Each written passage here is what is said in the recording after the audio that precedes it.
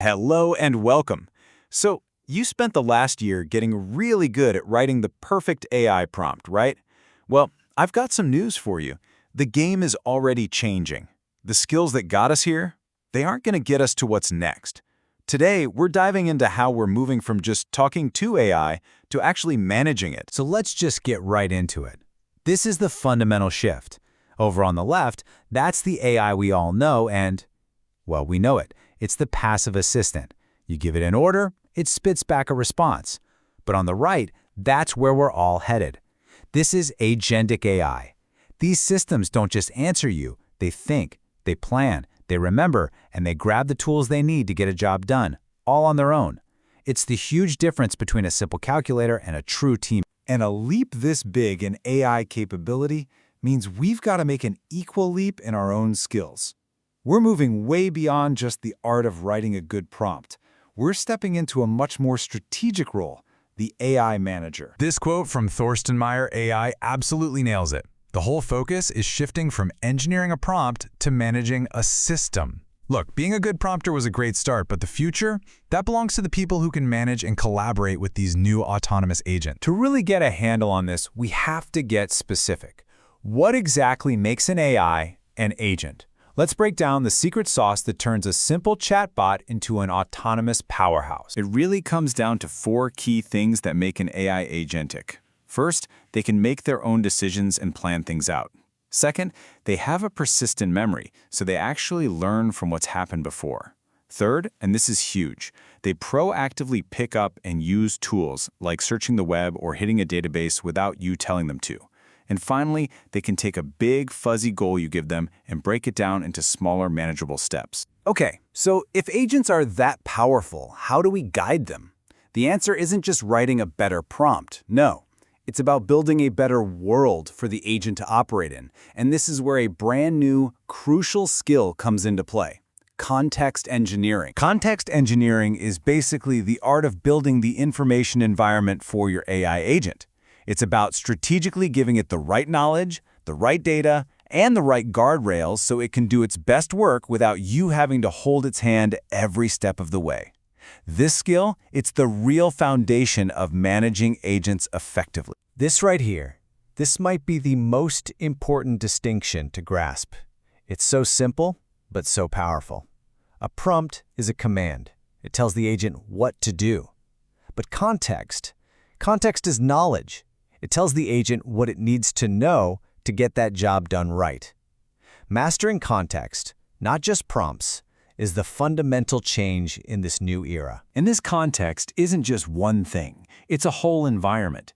You can give an agent static context, like your company's brand guidelines that never change. You can give it dynamic context, like a customer's recent chat history. You can give it structured context from a database, or even procedural context that defines a specific workflow. Blending these is how you build a true expert. Okay, let's scale this up. If a single agent is a highly skilled specialist, like a star violinist, then a whole team of agents is an entire orchestra. And your new job? You're the conductor. Welcome to the world of multi-agent orchestration. You know, building an effective AI team is a lot like building a human one. You start by defining super clear roles and responsibilities.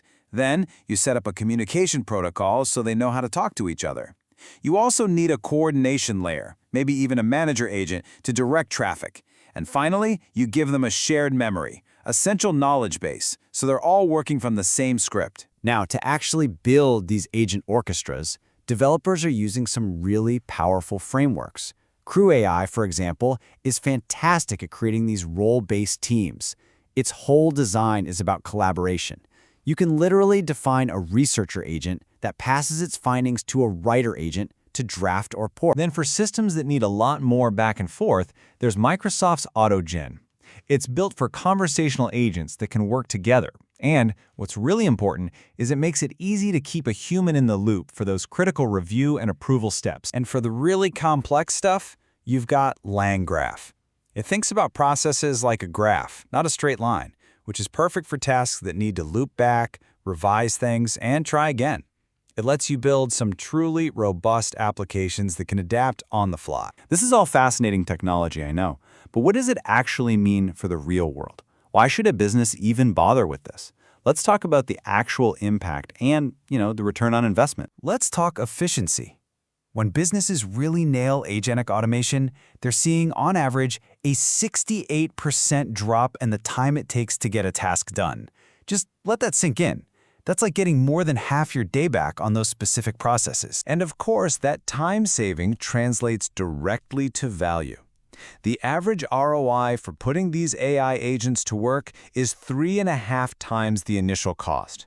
So the business case isn't just there, it's screaming at you. And this is not theoretical stuff. Just look at these common use cases. In customer support, agents are routing tickets and drafting responses. In content ops, they are running entire workflows from creation to approval. And in data analysis, they're automating reports and digging up insights all on their own.